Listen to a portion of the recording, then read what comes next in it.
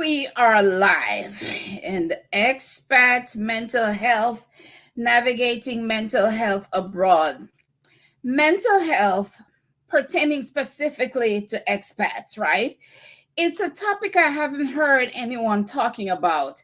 And could it be that when people leave the US, they automatically heal from mental health challenges? Or is there just not space made for this conversation?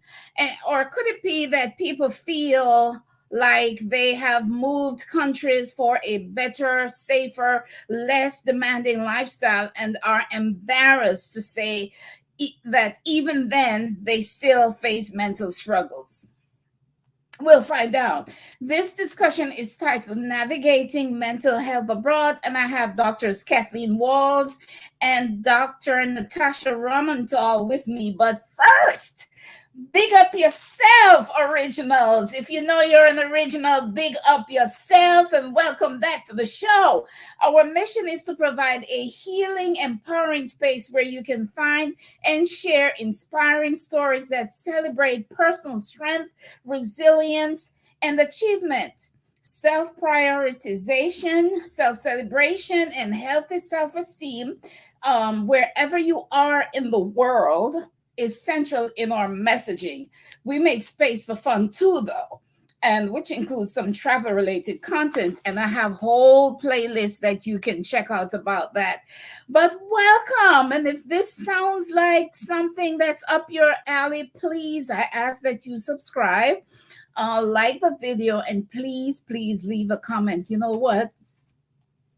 There are shows with millions and millions of subscribers that are still in the beginning of their videos, are asking and pleading for people to subscribe, right? And to like and to comment. Millions, right? So if they can still be pleading for your support, you know it's vital to their survival. And it's the same with this show. We literally will not survive and grow without your support. So please push all the buttons for me every single time.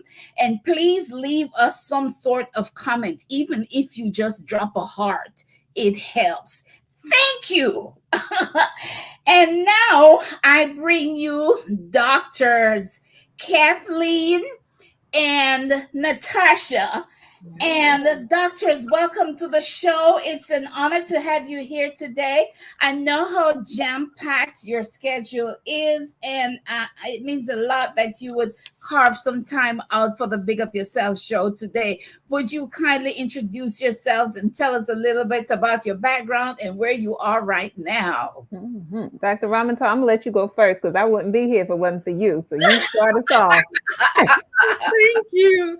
So, hello, Big Up Yourself show. Thank you so much for having us, Winsome. I'm Dr. Natasha Romanthal. I am a nurse, a doctoral trained nurse. I am, my background is emergency department and post anesthesia care unit, but I've also worked in a number of clinical roles and executive roles in healthcare and healthcare IT. My YouTube channel is Medical Tourism RN, where I educate Black women on all aspects of healthcare if they choose to seek treatment or care abroad. And it's because I care so much about Black women, because no one's going to do it for us except us. Mm-hmm. And so the goal is to have them have more improved outcomes, you know, whatever it is, giving them the education, because typically they tend to fly to places that don't treat Black women typically. So sharing information and arming them with that so that they can share that with their clinicians to have the best outcomes. That's the goal of my channel. So thank you. That's awesome. That's awesome. Thank you for sharing that. Yes. And that's actually, we met because my husband came across Dr. Ramanthal's information. He was like, oh my goodness, you got to take a look at her site. And so on to YouTube, I went. So I encourage people, definitely check out her medical tourism site on YouTube and subscribe, because she gives such great information. And as soon as I got through a couple of videos, I was like, oh, we have to have her on my show, right? We got to get her. And so I'm Dr. Kathleen Walls. I'm a doctor of clinical psychology. I'm also an educator. I've been an educator literally at every level, from the 6-week to 2-year-olds all the way up to the doctoral level. I am also an author of a children's book series called The Adventures of Froggy T and Bunny, a hip hop tale, and they are lyrical in nature. There's 5 of those, and I also have some adult self-help books as well. And I'm a podcast host. I have several different shows that I do on my YouTube channel, Ask Dr. Walls 525. And you're an actress too, aren't you? Oh, girl, who told you? I did my research and I watched your episodes. Well, we thank you. Yes. So I also, yeah, and that was not, honestly, that was not something I was interested in doing. Let's be very clear. One of my former students who I taught in 5th and 6th grade back in the 90s called me maybe about 2-3 years ago and said she wanted to be an actress. And so I wanted to connect her with some filmmakers that I knew. And they were like, okay, next project, next project. And then finally, my husband and I looked at each other and was like, well, we create content all the time. And he then created the web series Kadaga, which is focused on eliminating human trafficking in all of its forms, and made her one of the lead characters. So in order to make her comfortable, I said, well, I'll just go on and do it. I've been her teacher since she was 12. She's now 40 something. We'll leave it at that. And so here I am now, the lead actress of this web series called Kadaga. I love it. I love it. You ladies wear so many hats. You're so busy serving your community. And I'm just so honored to have you here with us today. Welcome once again. Thank you for having us. All right. So let me acknowledge who's in the chat so far. We have Brown Girls Invest 2. That's Dee. She says, hey, Winsome, hello, doctors. Just popped in to say hello. And Leslie Young says, great afternoon, ladies. Hello, Leslie. And Prophet Mother just joined us. She says, amazing panel. Now, Dr. Walls is doing something I didn't know that could be done. You're interacting with the chat. I didn't know that either. I love that. I love that. I told you I'm an educator. Look, I'm always teaching. And then there's Mimi. Mimi just joined us. She says, hello, Winsome and doctors. Hello, Mimi. And my beloved Marilyn has joined us. Oh, Marilyn, you made me cry earlier today. And now the tears are coming again. This show has made a crybaby out of me. Marilyn is amazing. And I was just so happy to know that she could join us today. Oh, my God, I'm actually crying. Oh, that's beautiful. And D Law is here and she says hello all. Hello. All right, let me get my and get the show started. All right, so high on most people's list for planning to move abroad is healthcare, right? But I think for most people moving abroad, mental health care might be the last thing on their minds, right? For me, however, it really has to be the first thing on my list because I believe without stable mental health, nothing can flourish, right? You're going to make a mess of things if you're not mentally stable. Your mind is what keeps it all together. And if that's out of order, then everything else is liable to fall apart. If what I just said is not true for everyone, I know it's definitely true for me. Sometimes I don't realize I'm not functioning optimally until something in my life breaks down. Then I go, oh, I wasn't paying attention to my thoughts, my moods, my responses to stress, the decisions that led to my failure. Maybe I wasn't taking my medication like I was supposed to. So my mental health is the first thing on my mind, thinking about moving abroad. So doctors, for a person planning their move abroad, right? What mental health screenings or assessments do you recommend individuals undergo before moving abroad? I'm going to leave that to you, Dr. You Walls. leave that? Practicing professional in that area. So I think one of the simplest screenings to do is literally, or assessments, is to talk to a mental health professional before you go. And also to talk to your primary care physician and let them know that you're planning to go. Why? Because these conversations are going to open up things that you need to take into consideration. All right. I literally was talking with a client last week who is considering moving overseas. And so I said, okay, spiritually speaking, let's start there. Is there a spiritual practice to where you're going that will allow you'll be allowed to continue that comfortably? Because for many people of color, spirituality, religion are very important to their stability, to their foundation, to their mental health. There are some countries that restrict what you can practice. So you have to take that into a consideration. All right. I don't know how many assessments are going to actually put that on there. That's a conversation that we need to have.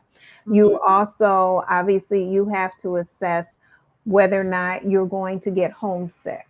And if so, what's your frequency that you need to come back to touch base? Okay. This was something me and the person talked about, and we identified that at least 1 week out of every month, they needed to come home to basically level set, ground themselves, and so forth. So having these conversations with key people who are going to get you to think further about it. If you are within a certain religious practice and you have a religious leader, talk with that person as well, because of course now you can attend services and certain things online.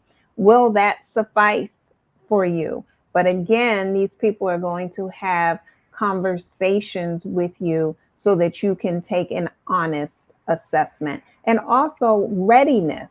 This may be something that you want to do, but right now may not be the best time for you based on what you're doing in your life. So one of the things that I did with my client was they were just ready. They're like, I'm gonna get ready to move overseas. And I'm like, whoa, let's back this up. Let's answer some of these questions. And we went through them. And then what we decided to do was push it out a year and let's practice. So let's go, let's say I'm in Philadelphia. So let's go to New York for 3 weeks out of the month and then come home. Then let's go to Florida for 3 weeks out of the month and then come home. Then let's go to California. Like, let's keep pushing to Texas and then to California. Let's keep pushing the distance from home base so that you can see how you're honestly managing the distance and comfort before you go all the way over into a whole different culture. All right. So then you're ending up dealing with culture shock and all that comes from there. Oh, and Dr. Ramental, I see stuff popping in your head. All of the culture shock, everything you're talking about actually applies to expats and even repats who have left for a significant amount of time and then they go back home and it's completely different than when they left. But I mean, beyond facing just the challenges of moving far from home, expats actually discover that mental health services are disproportionately distributed across the globe, as is the case with other healthcare. But the prevalence for things like depression and anxiety are actually among the highest with expats. Stress, anxiety, and depression. Those are the top things. Wait a minute. Say that again, please. Say that again. I want people to really hear this. So the prevalence for depression and anxiety among expats and even repats is the highest in terms of all mental health when they look at claims. Because there's so much stress, there's anxiety and depression. It's on the rise in expat populations for many of the reasons that Dr. Wall stated. The isolation, the homesickness, those are really common to expats. And then making new friends can be difficult. That lack of community or social engagement, if you don't know the language, you know, in addition to some other aspects of culture shock of, you know, you can get mood swings, at least other things, even things like time zone changes and jet lag. All of that contributes to mental health challenges. Weather. I mean, people typically choose a place where they want that type of weather, but maybe Yes. you're moving for a job of some sort or some Mhm. other reason. Seasonal affective disorder, that's a type of That's depression that real. can occur. Yes.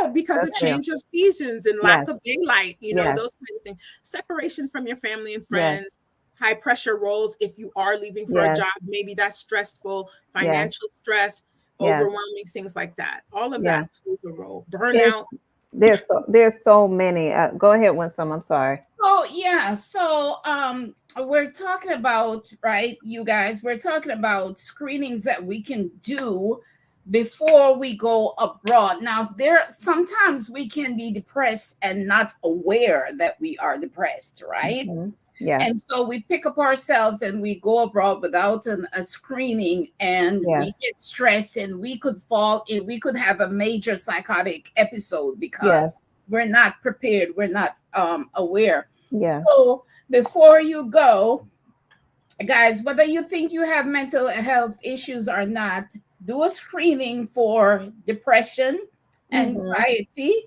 right? If you have had um, any past episodes with mental illness or anything, and like Natasha just mentioned, sad if you're prone to seasonal affective disorder, do all those screenings as you are planning to go so that you can be aware of where you are and what Mhm. preparations you need to make regarding your mental health as you Mhm.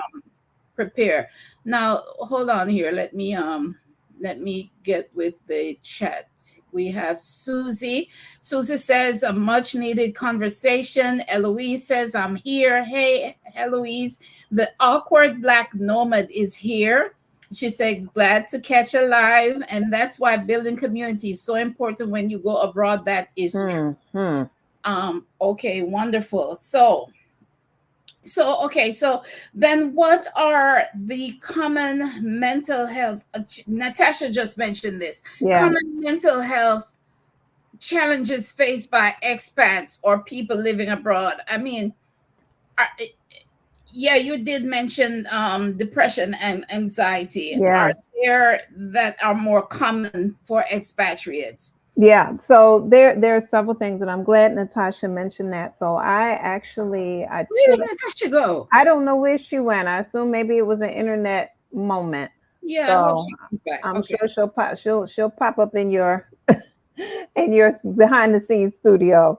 So yes, we have to be mindful of what you mentioned, pre-existing conditions that Yeah. we may have, right? We also have to be mindful of conditions that run within our family. So Yes, that's a good point. okay, because although it may not have shown itself in us yet, we have that possibility that then it is aggravated by circumstance. Yes. So, for instance, after Hurricane Katrina, there were a lot of people diagnosed with schizophrenia, and it was Mm. were individuals were those people did they have it prior to, but the reality was it wasn't until that life event, which was traumatic, right, which was ongoing, there was all of that, which then all of a sudden elicited certain mental health conditions. So now Mhm. you're talking about moving somewhere where Mhm. there is difference all around, which on one part is exciting, right? That's a reality. But on the other part, there are these potential clashes that come within you.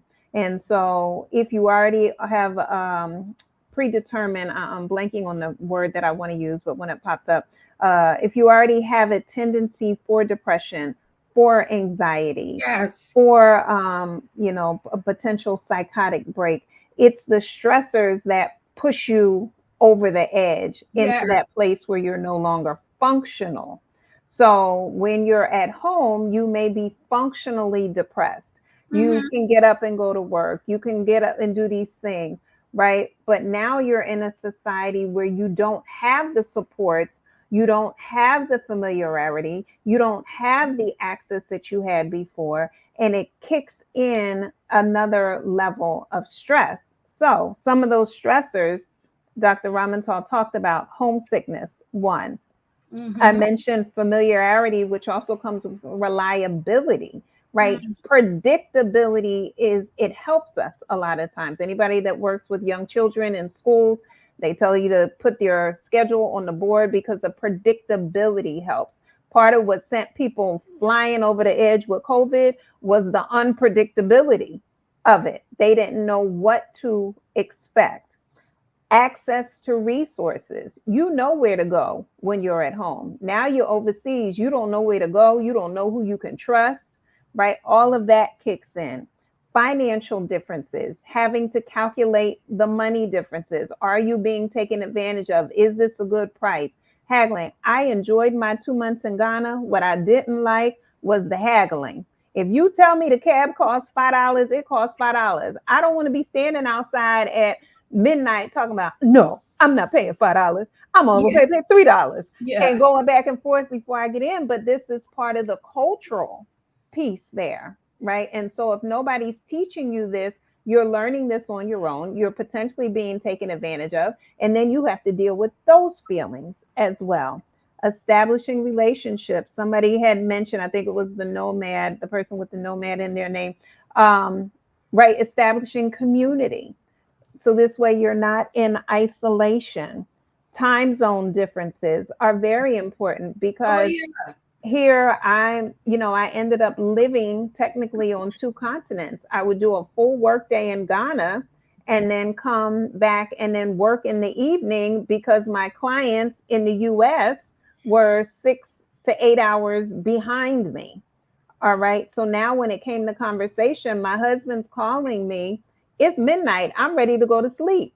It's evening for him. So now my sleep is disrupted. And we know how people can get when their sleep gets disrupted over time. So these are all types of things that we have to take into consideration. And then language differences. Mm-hmm. So the ability to be able to express yourself, there's colloquialisms, there's certain things. I couldn't go to Ghana. Now, Philly is known for John, Jawn. I could not go over to Ghana and be like, oh, that John over there. They would be looking at me like, what are you talking about? I So have now, no idea what you're talking about. see? Exactly. So now I have to be able to express myself in a way in which I'm understood. And then I have to learn the local expressions as well. Mm-hmm. And I have to attune my ear to the accent. Although we're all speaking English, we sound very different. And so that becomes a stressor and a strain as well. So Mm-hmm. these are all things that we need to take into consideration. Um, oh, she disappeared on us again. Yeah. So these are things, yeah. So these Yeah. all add up. Go ahead. Yeah. And I just want to acknowledge Eloise. I, Hmm. I'm trying my best to pronounce her name correctly because it's important to me that I get it correctly, but it's hard because I can't hear her, so I'm not sure. Yeah. Yeah. So it sounds like she's saying Eloise now. Or Eloise. What is she? Eloise. Alois. Yeah, it looks like Alois. Yeah. Mhm. Yep. You got it. But she says much needed conversation because in the Black community, it is at an all time high, Mm. in her opinion. And Hmm. okay. And um, Mm. yeah, okay. So as we wait for Natasha to come back, um, and I wanted her to address this here. Hmm. Now, how does the stigma around mental health differ between countries, and what impact would this have on persons seeking help for mental health abroad? Yeah.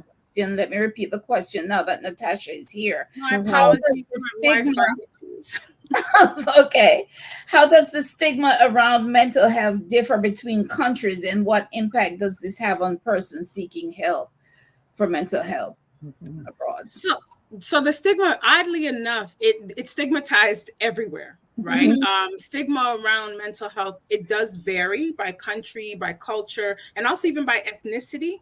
And it can impact people's willingness, unfortunately, to seek help. But generally, we found that in the Middle East, expats actually have found that mental health still carries a negative stigma to a degree. So it's difficult for people to go and seek help or even have a conversation about it at places like the UAE and others, because what happens is there's a familial culture there. So then this person talks to this person, then you hear about it, and then you can be ridiculed. There's fear of that. Some people can take it to their religious person, which in some places seeking out treatment goes against their religion. They believe that you should handle that through working with yes, that's a very important point you just made. This It's is something you should check out before you up and move yourself to a certain place, because like Natasha just said, it might be frowned upon in that region. For you to be like taking medication or talking about you have mental health issues.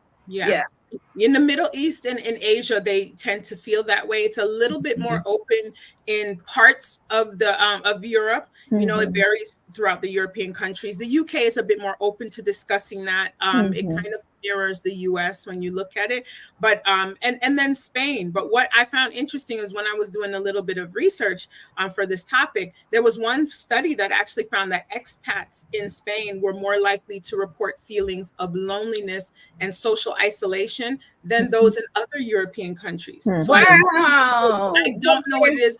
They're still trying to explore why, but the things that were listed were things that Dr. Walls already brought up: language, isolation, social isolation, and things like language, and also having access to qualified mental health providers. You know, making sure that you have quality individuals that really know their scope of work and that they can provide you with the best care. You'll find that Eastern countries, and by that I mean some Asian cultures, the stigma may actually conflict with cultural values like strong family and emotional restraint, you know, because they tend to not show you facial expressions. They avoid, and they see this as shameful, and they need to avoid shame. So in Singapore and other if it carries that negative stigma, whereas in westernized countries like the US, you'll find that it's a little, there is stigma, but it's actually stigmatized probably more with minorities than it is with our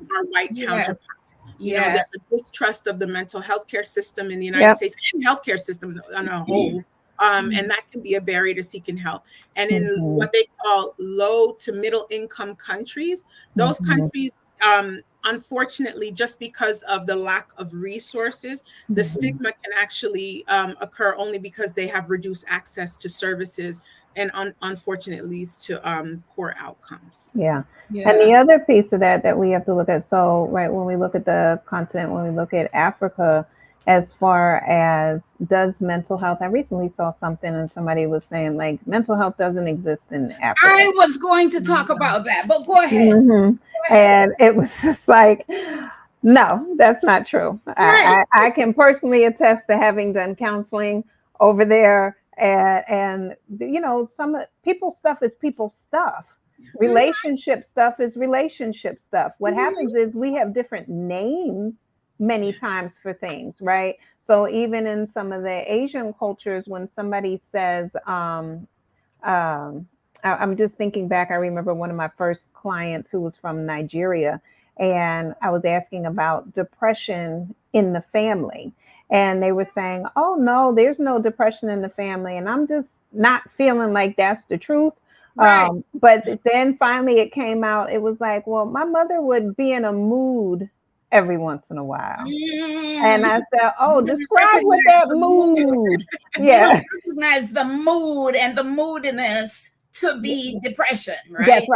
That's right. So you have to start to learn what the different names of things are.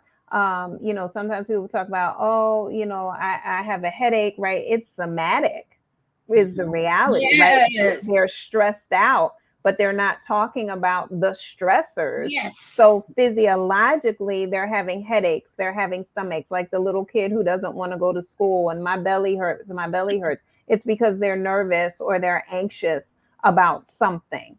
All right. So we have to look at we have to understand, rather, excuse me, from that lens, that there may be conditions like depression, anxiety. Just from a statistical standpoint, the likelihood is that there's going to be people who meet the recipe for depression, who Mm-hmm. meet the recipe, and I'm calling the recipe the ingredients, right, who have the characteristics that would meet the diagnosis and criteria for anxiety, for post-traumatic stress disorder. I mean, Yes. come on. Yes. The civil wars that have taken place, right? Rwanda, I mean, just so many places where it's just like, of course this stuff exists. Now, Mm-hmm. here's the reality. In order to function on a day-to-day basis, yes, many times people are able to compartmentalize and do what needs to be done to get the work done, to,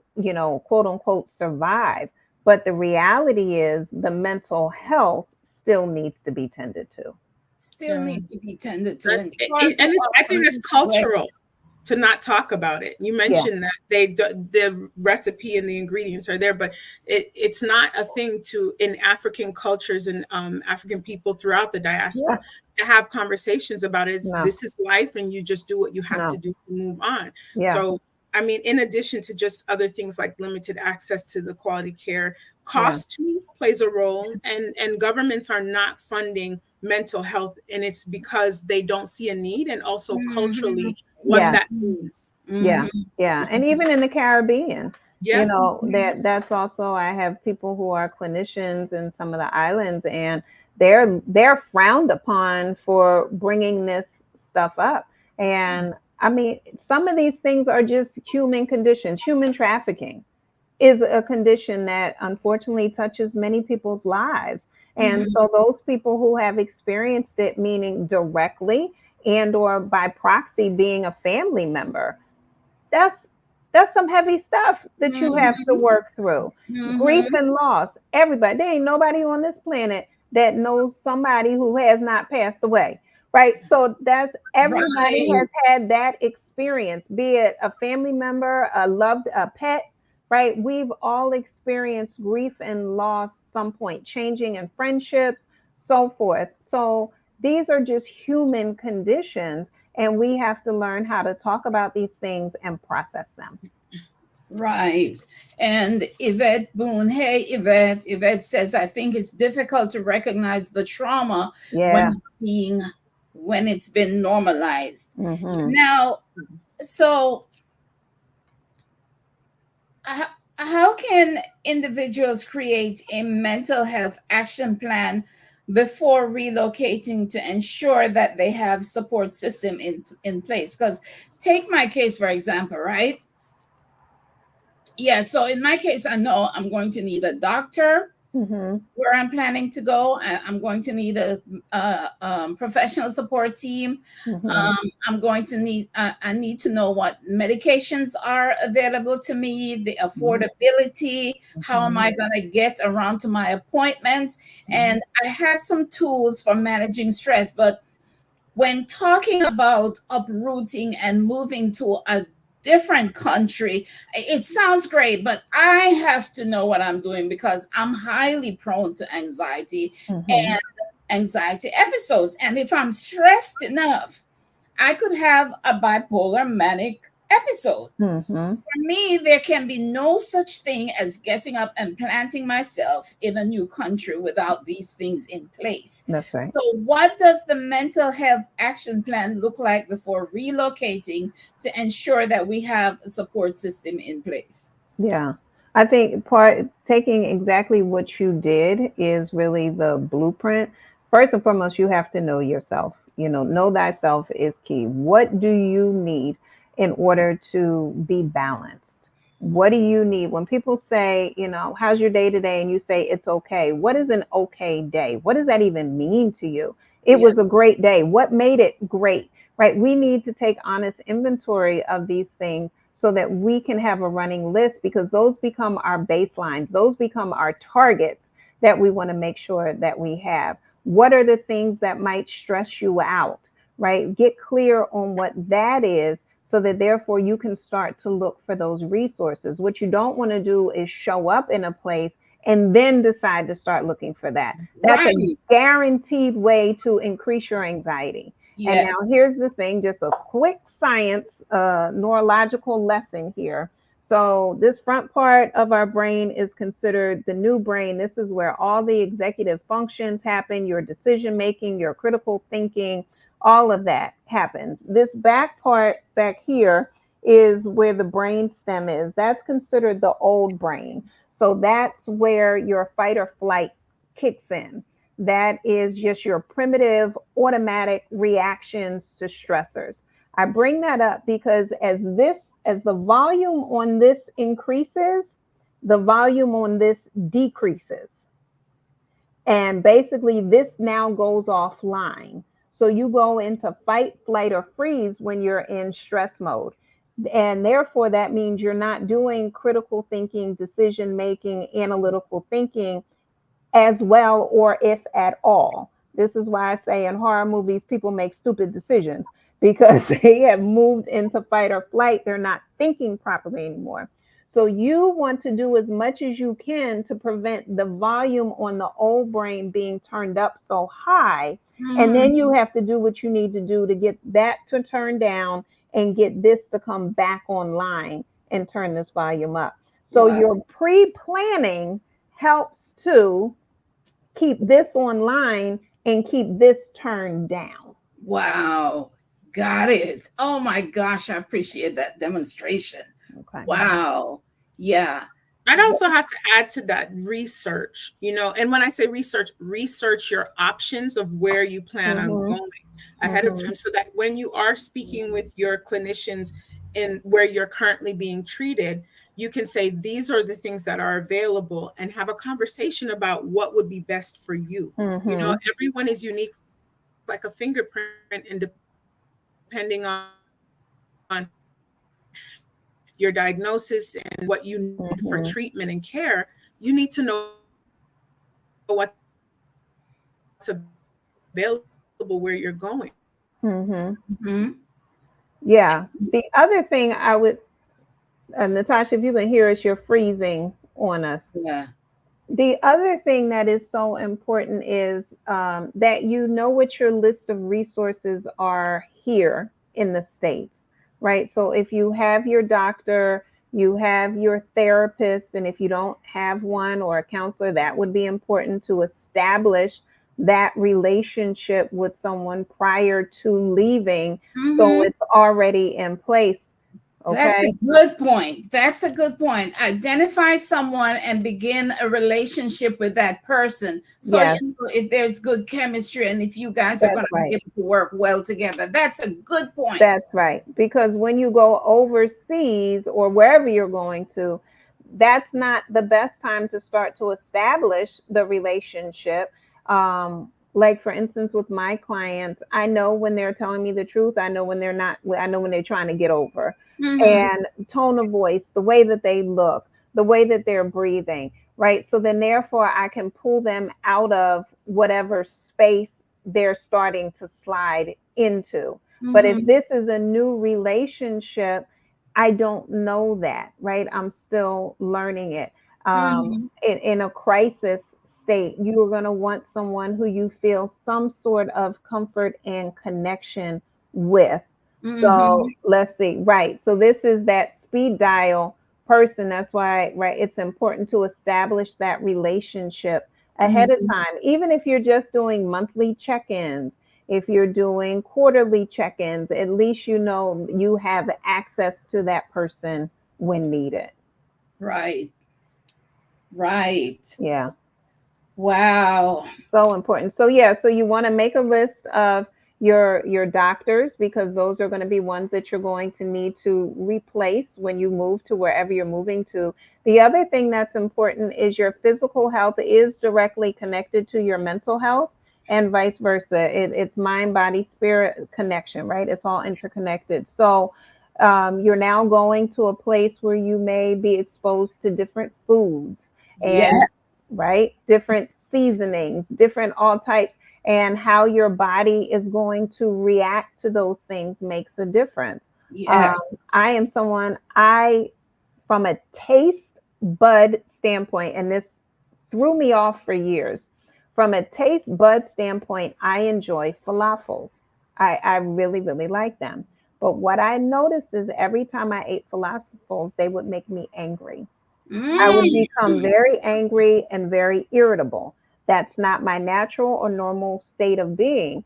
So if soon as I would notice that I was like short circuiting, it would be like, what in the world? And the only common denominator was a falafel. So then finally, many years later, I go see a nutritionist and she was telling me things that are good for my system and things that aren't good for my system. And chickpeas was one of the things that was not good for my system. And I said, Mhm. it's interesting you would say that. I said, I used to get very angry when I would eat falafels and I had to stop. And she said, yeah, it makes sense. She's like, it's not good. And she went into a deeper explanation. But the point is, we have to learn, again, know thyself, right? What works for us and what doesn't work for us. And then as we're going to these new places, trying these new things, incorporating these new ways into our being, how are we responding to How that? are you responding? So, Yeah. yeah, See? Apologize for my Wi-Fi. I don't know if you mentioned medications also, and not that's yet. Go ahead. one. Just thinking about what a medication name is in the country where you're being treated may not be the same or even available in the Mm-hmm. country where you're going. So it's really important to make sure you check on that beforehand, whether you're going to order it in bulk and take it with you, and Mm-hmm. every so often re-up, maybe you're going to go back or someone's going to visit you and they bring it, Mm-hmm. or your physician that's working with you can find out what the alternative would be in the Mm-hmm. country where you're going, so you have access to it regularly. That's Yeah. very important. So Right. important. Yeah. And I see this comment here about, natural and holistic ways of improving your mental health without resorting to medicine. Yes. For some mental health cases, yes, there are. So what For are some of some. those things? For some. Number one, right? Exercising is one, and exercising can be going for a walk. Exercising can be, it doesn't have to be high intensity step aerobics or Olympic training, right? But it's moving, because if not, your toxins and everything are just staying within your body. And so that causes problems with your thinking and so forth. Deep breathing is critically important, because most of us breathe, we are not doing it correctly. So taking time to breathe intentionally, mindfulness breathing becomes very important as well. It's also one in which it resets. So it brings this frontal lobe back online and calms this old brain down. Journaling is critical as well. That is extremely important, because you get a chance to actually see your thoughts and see what needs to be adjusted, as well as see what is honestly bothering you. Spending time in nature is very important, within grounding yourself is very important. I know now they sell grounding mats that you can plug into the wall to help ground yourself when you're unable to get to clean grass and all things. Yep, I got one sitting right here. Now, I get no commission yet, but What? right, it's a grounding mat. So when it's What does raining, it do? What does it do? so it helps really recharge you in the sense of, um, what's the easiest way to say? So for instance, uh, yes. So for instance, there's times where I will go outside and stand in grass. Right. And so, right, so that's the grounding. This is the same thing that the grounding mat does. So it doesn't plug in, it's not electricity, but in the three prongs within an Uh-huh. outlet, that Uh-huh. that circle prong is what is grounding. It's the grounding piece. So that way that's being charged really by nature, and it helps to level set you.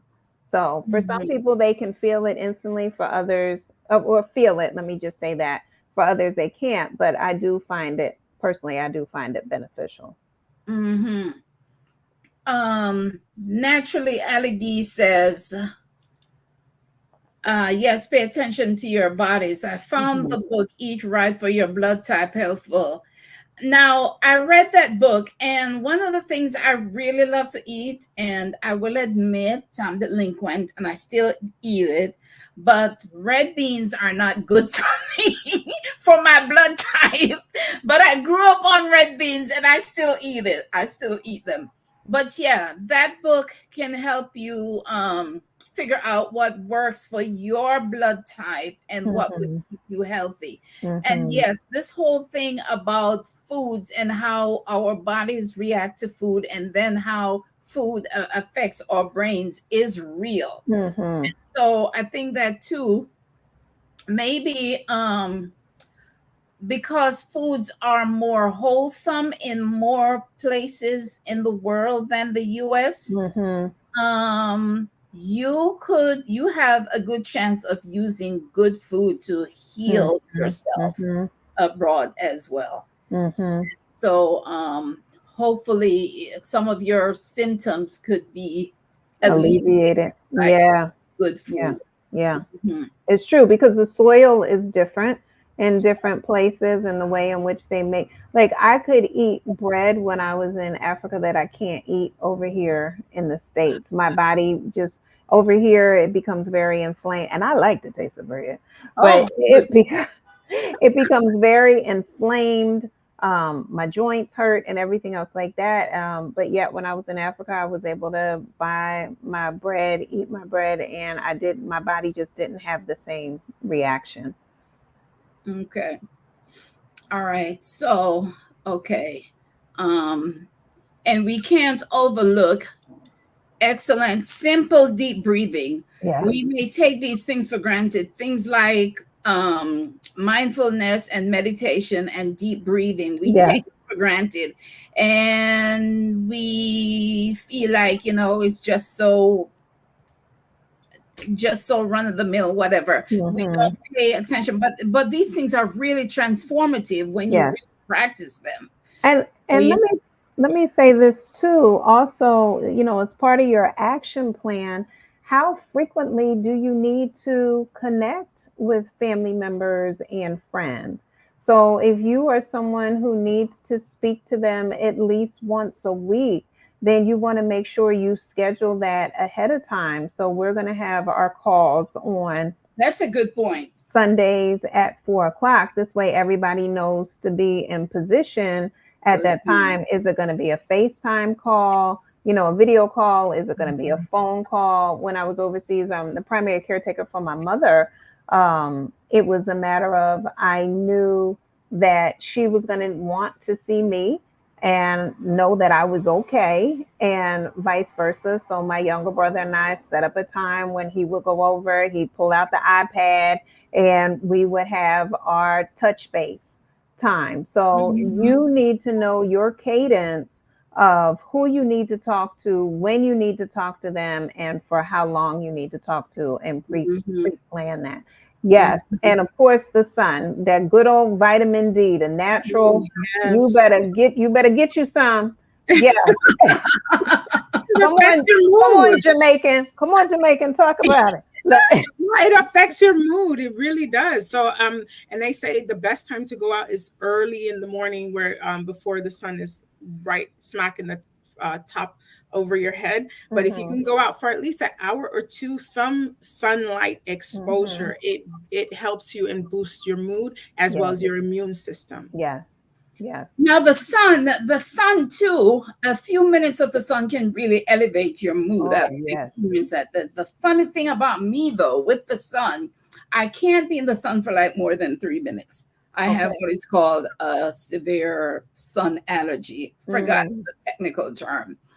So, but everybody knows, the feeling of just stepping out into that sunlight, even for a few minutes, how almost euphoric it makes you feel.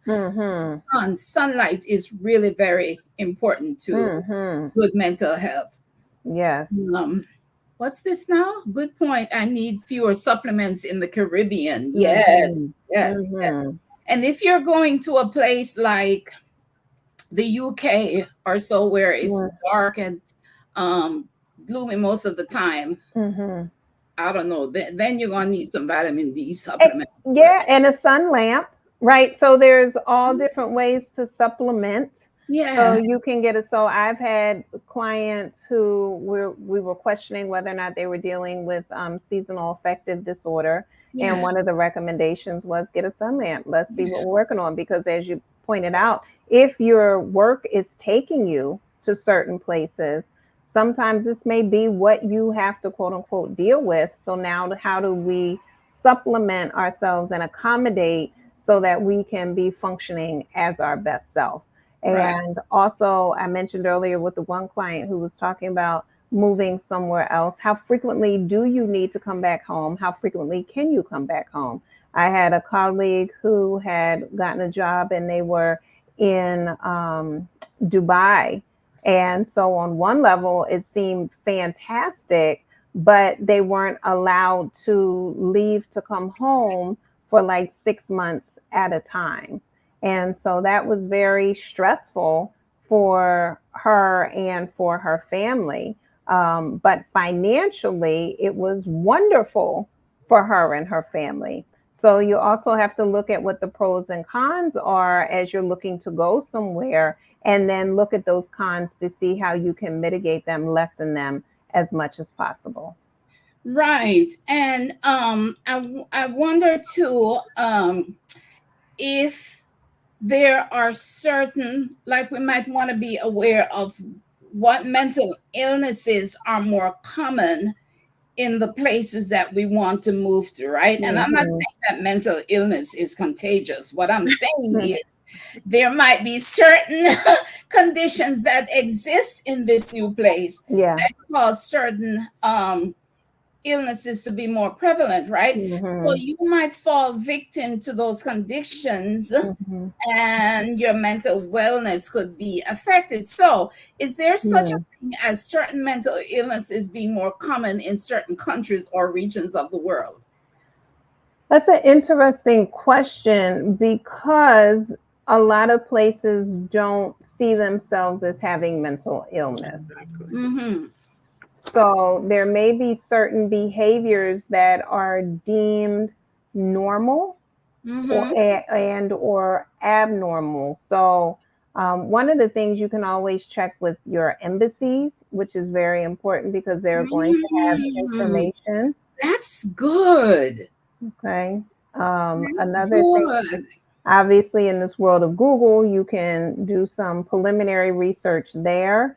I think another good place to reach or connect with for resources are if there's any universities, because Mm, universities are used to having students from overseas. And so then, therefore, they may have a list of resources that they'll be able to share with and provide, as well as information to your point about what are some common conditions conditions. that one needs to be aware of. Like, for example, we mentioned the UK being dark and gloomy, and Hmm. I can imagine there might be a higher incidence of SAD Yeah. over there. Yes. Mhm. You can also check the World Health Organization. So, Yes. the Oh, World Health Organization actually captures reporting when it's done. I will tell you, it's very scarce when it comes to mental health, but Yep. those that have any services, they still report them, even if they're scarce. And so, Hmm. you can find out a little bit more about specific mental health diagnoses. So, you can Hmm. find out, oh, they have quite a bit of this or a little bit of that. So, you can find out. Hmm. right. Because And like just go ahead, we know Winston. that in the US, anxiety is the most common Yes. um, mental health diagnosis, and That, then there's depression, and then in war-torn areas like places in the Middle East, I can imagine PTSD to be yeah. the and paranoia, Yeah. Yeah. and then we Exactly. mentioned diet in certain areas and Mhm. certain substances that could play a role in Mhm. where things like schizophrenia might be Yep. prevalent. Yep. All right. We touched on this part of the mental health landscape in Africa, but I've heard it said, and we talked about how we heard it said that there's no depression or mental illness in Africa. Mhm. that's not true, right? Mm-hmm. But I've also heard Jamaicans compare stress in Jamaica to stress abroad, particularly in America. And they say that stress here Mm-hmm. in America is far greater. And some say that they never knew stress until they came to America. Mm-hmm. But in the Jamaican culture, we use humor to deal with stress and adversities. Mm-hmm. So you'll find plenty to laugh about on your worst day in Jamaica. You're going to see or hear somebody in the community act the fool, right? Mm-hmm. That's a joke in Jamaica. And as we like to say, Jamaica, no problem, or Jamaica, always a keep. And that means there's always some effery going on to laugh about in Jamaica, and that will help alleviate some of the mental pressures. So we are known for laughing in the face of adversity. It's Mm-hmm. a coping strategy. So regarding mental illness in Jamaica, there's availability of care. Mm-hmm. I also feel like we have become really compassionate toward our mentally unwell brothers and sisters. I feel like we have come to embrace them now. We don't shun them like we used to, and we Mm-hmm. purposely mistreat them. Um, Although, there's always going to be a few bad mangoes, right? And I know that there is free care available for mental health in Jamaica. The quality may not be as great Mm-hmm. for someone who has means, right? Um, do you know how other regions cope with mental illness? Like, I told you in Jamaica, we use humor a lot. Mm-hmm. How do some other regions cope? Because some of them, like we said, some of them deny that there is mental. Yeah. Yeah. And denial is a coping mechanism. So Mm, so there is the denial that people have. There's also the downplaying, oftentimes, that people use as a coping mechanism, mhm, which is not healthy. Denial is not mhm. healthy either. There's that avoidance. But laughter is many times a good one because it is a stress reliever. All Mhm. right, our body can be naturally wired to do that. Another one, when some at the top of the hour, you started doing it, crying is Yeah. actually a very good stress reliever. That's true. We tend to try to not do it, but our bodies are naturally wired to do it to help us reduce our stress. And so by not doing it, we're actually causing our bodies to be more stressed. Yeah. Right. Right? So Right. that's one.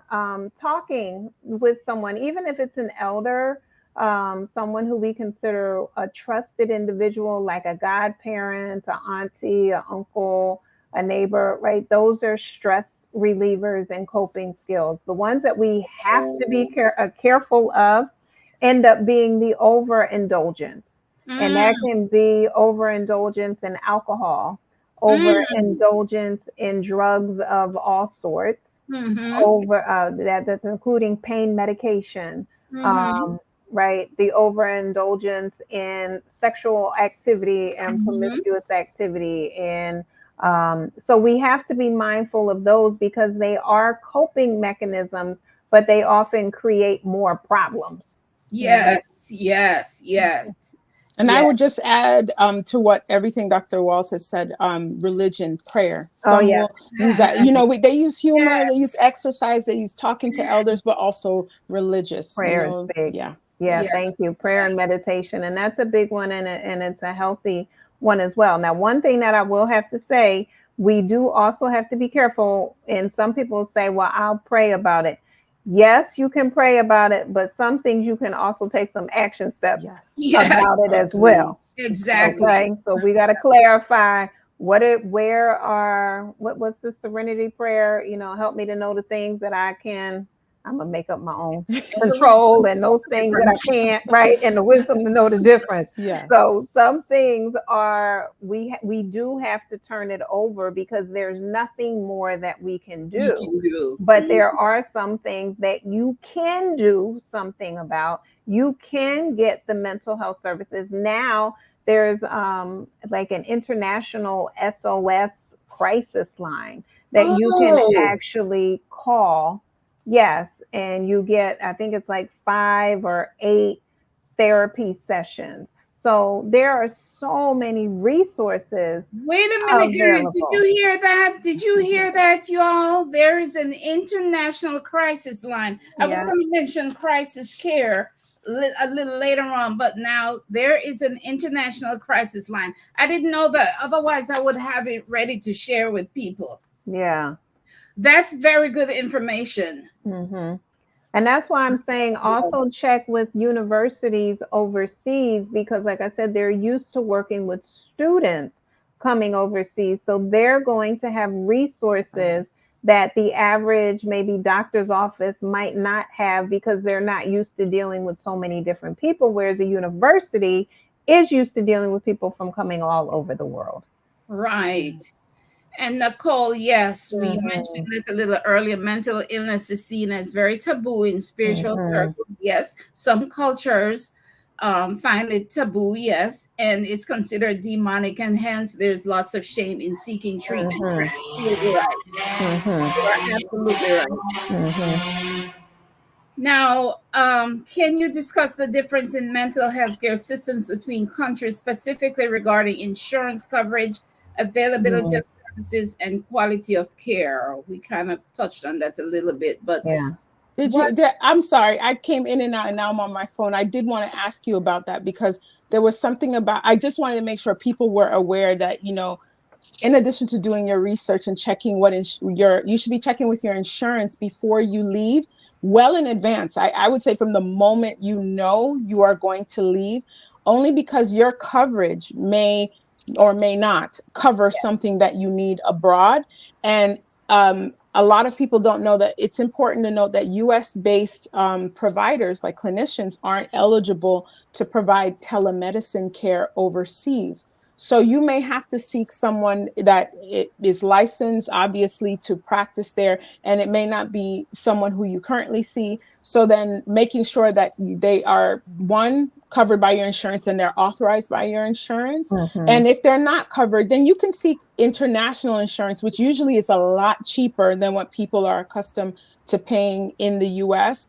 And just when you seek out any international insurance plans, ask about the coverage, if it's inclusive of things like mental health, eyes, as well as dental, because in the US, you know, it's so separated. It's really, you know, so just find out if that's a part of your plan. And if so, what type of treatment is allowable under that insurance. Yes.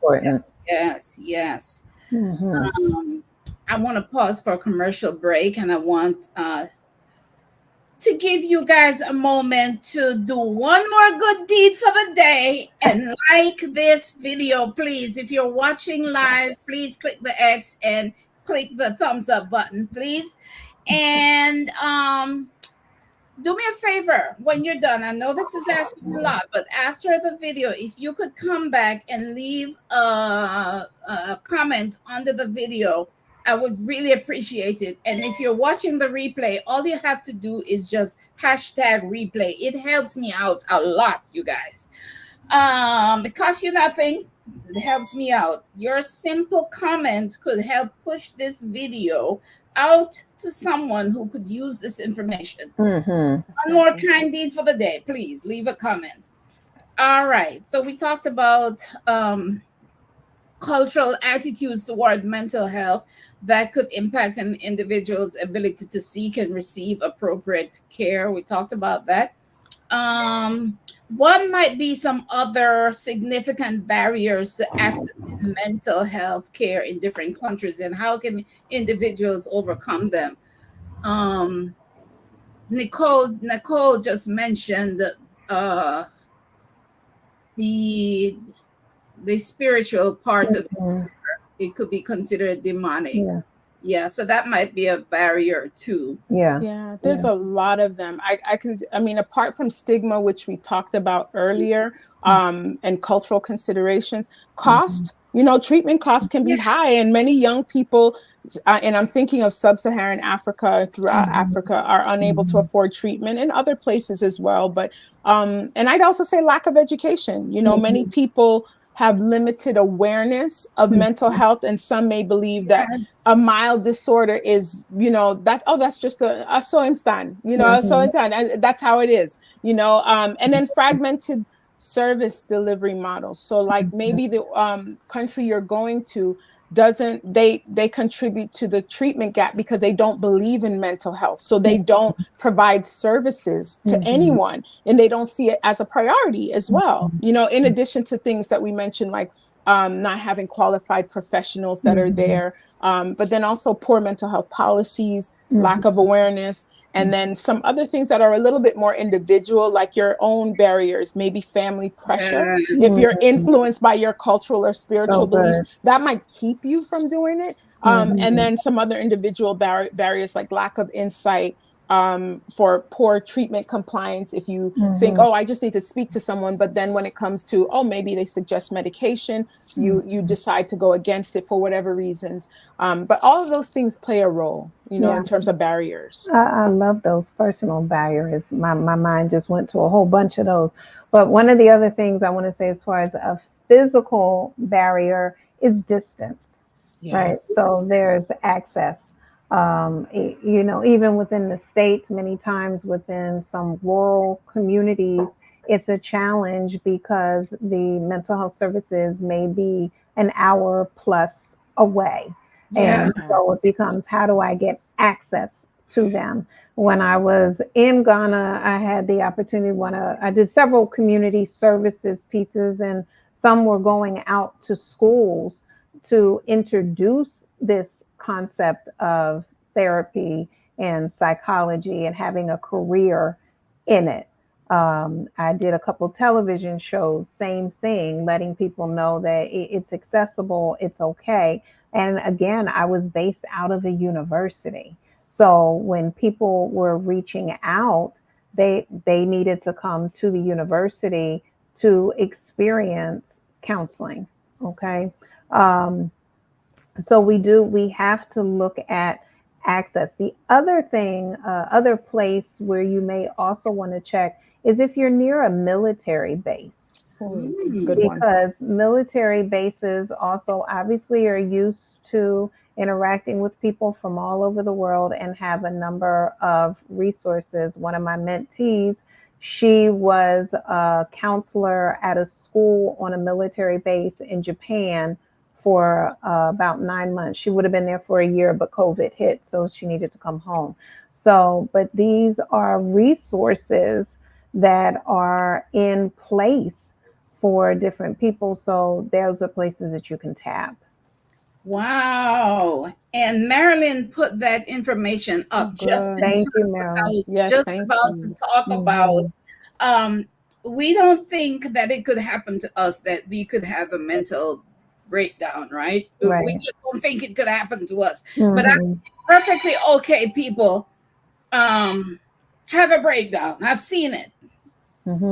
So I was going to ask, what steps should individuals take if they experience a mental health crisis while living abroad, particularly in countries where emergency mental health services are limited? And Dr. Walls mentioned the International Crisis Line. And here also Marilyn has just made us aware that there's mental health helplines. And we can select the country that we're going to get information about. That's awesome. That's good information. Fantastic. Excellent. In an emergency abroad, you can call the nearest U.S. embassy or consulate, or you can call these numbers from the U.S. and Canada. There are the numbers right there. Those crisis hotlines are so invaluable to people who have no access. I'm telling you. Wow. So guys, let me say this again. Anyone at any time can be stressed enough to have a mental breakdown. I don't know what is a scientific name you call that, a psychotic break or whatever. It can happen to any one of us at any time, right? So think about these things as you're planning your move abroad. What what would you do if you found yourself having a mental health crisis? Yeah. And let me say this, right? So there is the difference between the mental breakdown and the psychotic break. Okay. So, right. So your psychotic break means that you have lost touch with reality. Okay. You are hallucinating. You're seeing things that aren't there. You're hearing voices that aren't there. And we're not talking about your intuition or that gut voice or that soul voice. We're talking about things that are causing you to harm yourself or somebody else, right? You are no longer in touch with reality. That's a psychotic break, right? You can't even perform your daily function. You can't go to work. You can't go to school. You can't, right? This is an issue. Yeah. Now, a mental breakdown may be from you are so stressed and overwhelmed. You find yourself crying a lot. You're not wanting to engage in normal day to day activities. You're noticing that you're isolating yourself more. That's more of a mental health breakdown. Simone Biles talked about, having the twisties when she pulled out of the Olympics a few years ago.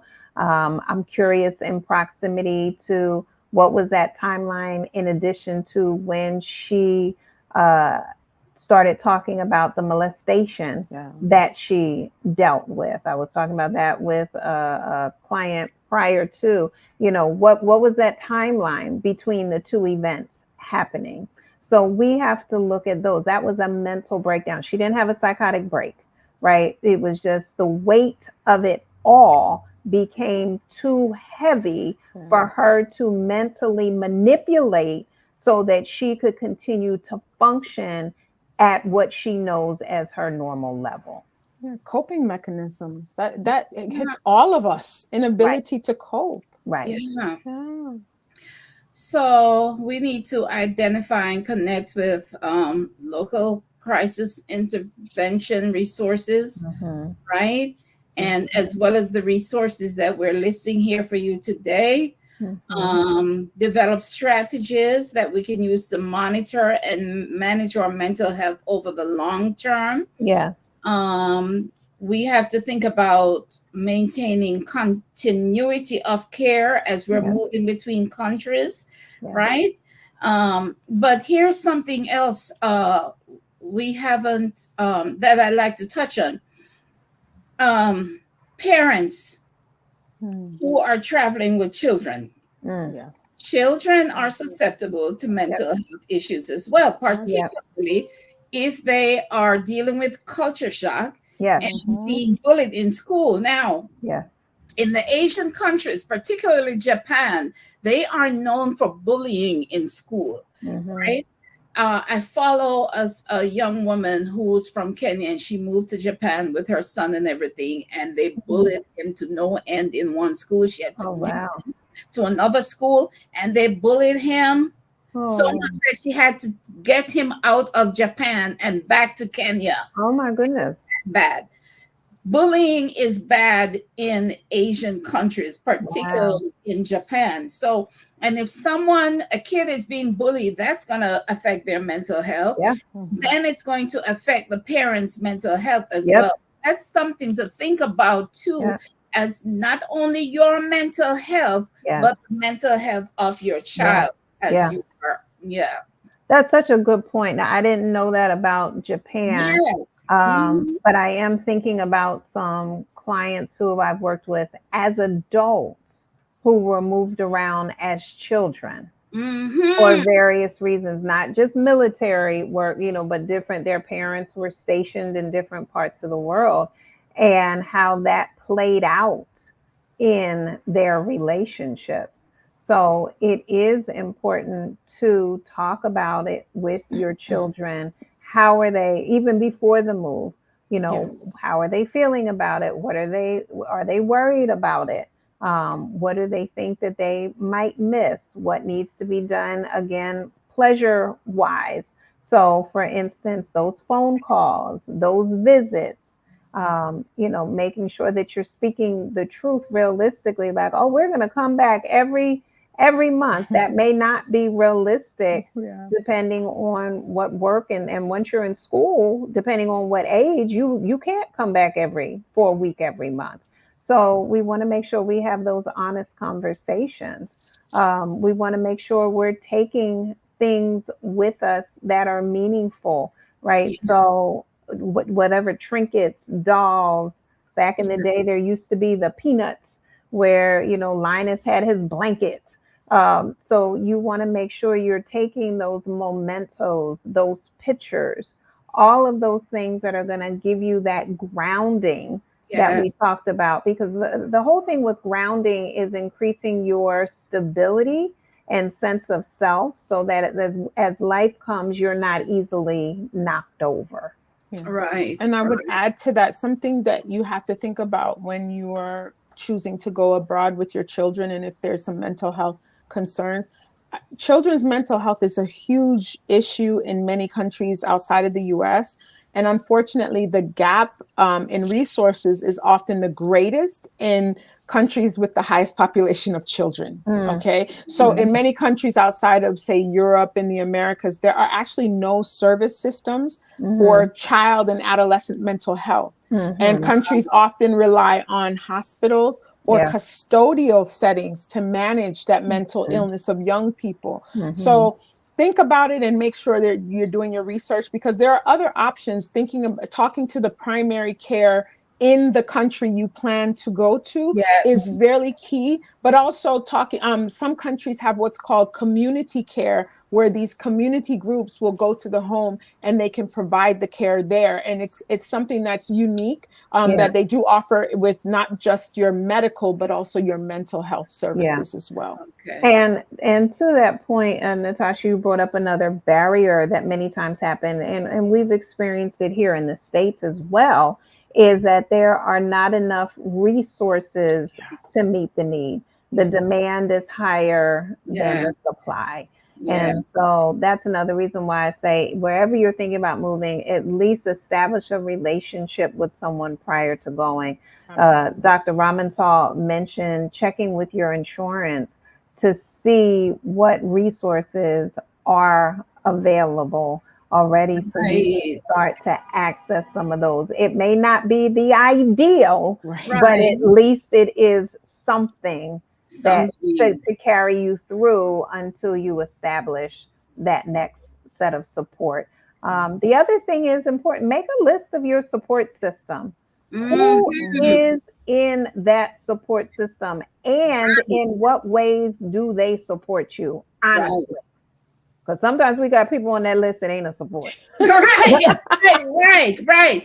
And so we also want to think about how to verify the qualifications, Yes. credentials of those Yes. mental health It's a professionals huge in one. those countries. Yes. Huge. So some countries may not recognize certain specialized credentials of other nations, and that limits someone's scope of practice. And that's a huge topic in the medical community, challenges in what's called cross-border credentialing. There's a number of issues. There's varying standards, there's licensing and certification, language proficiency, malpractice and liability that comes up, and then recognition of specializations. That's a huge thing too. But some of the things that they're talking about is like maybe building a community where or a entity that can do the cross-border credential verifications, all those things.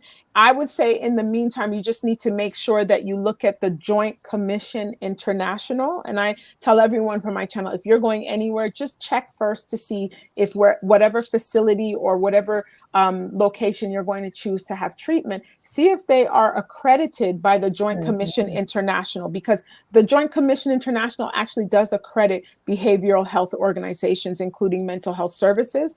So if you at least start there, you can select whichever country, and it should be able to tell you who is accredited. You could start there.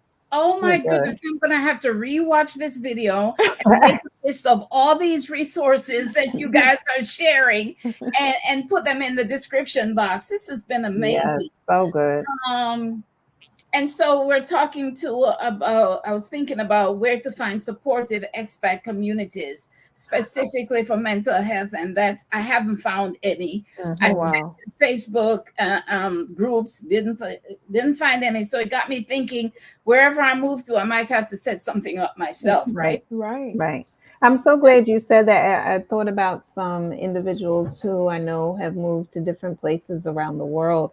And there are certain communities where, right, where the expats do know where they may hang out, spend time, and identifying those locations just as a touch point, like a quote unquote home base while overseas can be helpful and comforting to know that it exists, even if you Yeah. opt not to utilize it. Yeah. People are so connected. So, it used to be this idea, or rather, there's a difference in saying from looking at it from a 6 degrees of separation standpoint. If we look at it from the comedic way, which is that there's 6 degrees of common ground. It's the reality that you know a person, and so you're going to know someone there. When I went to Ghana, and it all happened very, very quickly, I'm saying I got the call in the beginning of September and I left October 20th. Yeah. So it was a very fast turnaround, and mentally trying to make sure everything was put in place and knowing I was going to be over there for 2 months and a little change, away from my husband, away from my family, and so forth. And when I told my people that that's what I was doing, they started connecting me with Mm-hmm. so many people, so Mm-hmm. that if I wanted to reach out or felt like I needed to, there were people there that would give me that quote unquote kind of taste of home. I had tremendous support when I got off the plane and the entire time that I was there.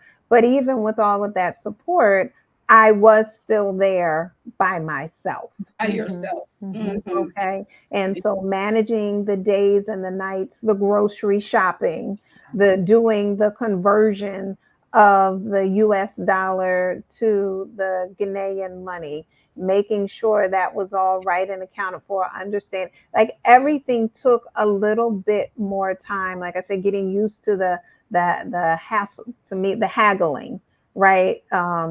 All of that, it took more time, and so we have to make sure that we're paying attention to that. The other thing, and this kind of speaks to that, are the guests still or living abroad now? Currently, no, I'm not living abroad now. I enjoyed my time. I would do it again, if my life so was set up that way. It's just not set up like that right now. But one of the things I wanted, somebody mentioned it early on, that when you move to different places, depending on who you are as a person, you may feel the pressure and the energy of that particular location. Uh-huh. And Yes. sometimes you don't know what you are experiencing. So, Mm. for instance, I had a client who had moved from Nigeria, and now she was in the States, and she was saying she was now feeling, at first, she referred to it as a mood. It later was diagnosed as a depressive episode, but she Mm-hmm. couldn't understand why she was feeling it. She just thought she was homesick. But Mm-hmm. then the more we explored it, the more now she realized she had moved from a culture where Black people were who Mm-hmm. she saw all the time Yes. on billboards, on Wow. television shows, that people always spoke where she was. And now she was mixed with different people who weren't always speaking. She was now experiencing racism United States style, Yeah.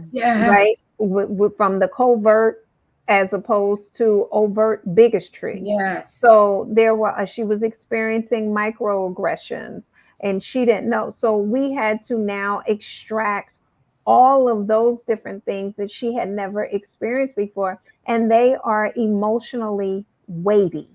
Mm-hmm. And Yes. so she was feeling that weight and pressure. So on the flip side, right, when we go places, Yes. we are also experiencing certain things. And if we don't have someone who's able to unpack that with us, Yes. be it other people who've moved and are able to explain what these feelings, thoughts, sensations are that we're experiencing, we're carrying this, and that unknown pressure is weighing on us.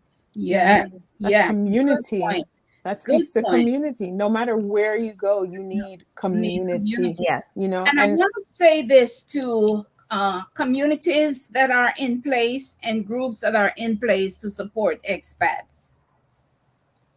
Mention mental health when you're having your get-togethers and preparing resources and stuff. Talk about mental health, because a lot of people may be struggling and will not come forth and say that they're struggling. Yes. Because they don't feel like that there is safe space Yes. for them to come forth, right? Yes.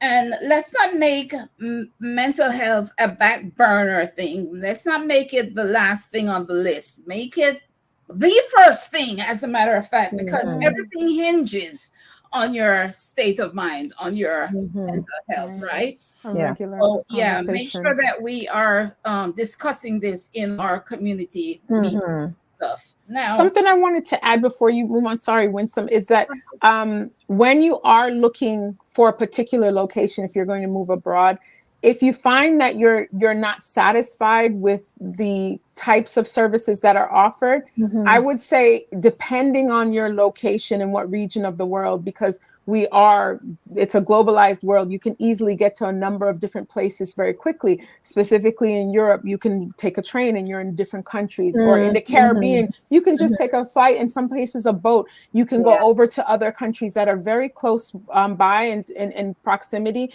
And that's an option for you as well. Maybe not in a crisis situation, but certainly for treatment, you can take a 30-minute boat ride or something like that. That's similar to if you were to go and drive 30 minutes, except you have a better view. So think about also surrounding locations if you cannot find it in the exact location. Yeah. And let me add this piece as well. Understand that when you are going, that you will be going through different phases as well, right? So you will have that excitement phase, that honeymoon phase where everything is fantastic and great and so forth. And let me say this, just because I'm mentioning these phases is not guaranteed that everybody's going to go through them. These are just things to be mindful of. Then you potentially may have the withdrawal phase where now you're finding yourself maybe isolating a little bit more. You're recognizing the differences from where you came to where you are. Some of them you like, some of them you don't like. And then you have that adjustment phase where you're learning to balance it out and find your own way in your new space, to finally then maybe moving into hopefully what's more of like an enthusiastic, happy acceptance space of being there. But understand that you will be going through some sort of cycle as you go from the move, the transition space, and all of the turbulence that comes to the settling space where now you're saying this is exactly what I wanted and where I want it to be. Right. And I guess this is a good place for me to mention, as Marilyn has reminded me here, I do offer a service. It's a speak your piece venting sessions where you can make an appointment with me to talk about anything that's on your mind. Oh, that's nice. Anything. So that's available to you. I do want to thank you, good doctors, once again for taking the time to be with us this afternoon. I am truly, truly grateful. And I want to thank the audience, everyone in the chat who has participated. There's so many names for me to mention right now, but I want to say special thanks to Marilyn. Mary Love, you made me cry. And I'm always so impressed with your moderating abilities. I want to thank you so much. And as we close, This is the Big Up Yourself show, and I just have one more question for each of you doctors. I want you to share with us one thing that you would like to big up yourself for in this season. Mm. I'm sorry I didn't prepare you. Yeah, you sure think about that didn't. one. I know. One thing I want to big up myself for this season. Can you give us an example of one for you? Just anything you're proud of. Anything you're proud of yourself for. Oh, well, look, we can talk for another hour. No, just like, look. I love it. So for this season, I have to say my children's books, The Adventures of Froggy T and Bunny book series. So yes, they're available on Amazon. They're wonderful. They talk about coping skills, social skills. All of that is all my education as a teacher, as well as a clinical psychologist and counselor. All that's rolled up in the stories, and they're lyrical in nature, which is why they're called a hip hop tale. So you have to find the rhyming pattern in them. Wow. And in the back of every book, there's a glossary, and there's activity and processing questions, which work great for self-reflection as well as for conversation starters. And they're for kids. And they're for 5 and up, because let me tell you, my executives that I coach, they utilize them. Nice. They are for, and the parents, when they read them, they ask me, did you write this for my kids or did you write this for me? I wrote it for everybody. And here's the reality. We are the culmination of every age that we've ever been. So, right? So that child, that inner child, is still very much alive inside of us. And as we continue to interact and connect with people, those social skills, coping skills, life skills, and life lessons, they're always present and needed, and reminders are needed. And my books, The Adventures of Froggy T and Bunny, which are available on Amazon, will provide you with that. Yay! Can you drop a link? Can you drop a link? I can drop a link. I can drop it like it's hot. Well, Dr. Dr. Natasha Ramental is telling us what she would like to big up herself for. Honestly, girl, forget about it. Marilyn is already on Marilyn is it. We're gonna big up. Wait a minute. This is for Marilyn. Exactly. Come on, Marilyn. Marilyn. Yes. That Marilyn is something else, you guys. Yes. She is. Thank Seriously, you, that's fast. Make sure you have her contact information to stay in touch with her if you need her for anything, because she's amazing. Oh, that's good. No, I would honestly big up myself. It's a little more personal. It's really prioritizing self-care this year. I haven't done it, and I'm a mom of 3 young ones and a wife, and I work full-time, and I try to do my YouTube with it to be consistent. And I just found that I was putting myself on the back burner, and I really prioritize myself and my self-care, and recognize that self-care is not selfish. So that's something that I want to big up myself for, because that's a huge thing for me. I'm always doing things for other people, but I'm doing this for myself now. So this is we big up you. Yes. We're all about that on the Big Up Yourself show. Once again, ladies, I want to thank you. This has been a rousing discussion, and I know it's going to help a lot of people bring to mind some things that they hadn't thought about and resources that they didn't know were available. I want to thank you for taking the time to be with us this afternoon, and I want to thank everyone in the audience, and I will see you on the next episode. Bye, guys. Bye, everyone. Good night. Thank you. Take care. All right.